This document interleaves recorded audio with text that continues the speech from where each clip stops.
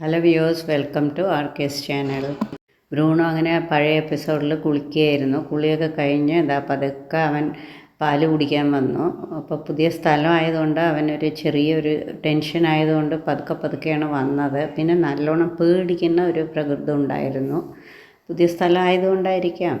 പിന്നെ പാലൊക്കെ കുടിച്ച് അവൻ 3 ബിസ്ക്കറ്റും ഒക്കെ കഴിച്ച് പിന്നെ അവൻ സുഖമായിട്ടൊന്ന് പുതച്ചു കൊടുത്ത് സുഖമായി ഉറങ്ങി. അന്ന് നല്ല മഴയും ഉണ്ടായിരുന്നു. ഉറങ്ങി എഴുന്നേറ്റ് വൈകുന്നേരം നോക്കിയപ്പോൾ അവൻ നല്ല കളിയായിരുന്നു തന്നെത്താൻ.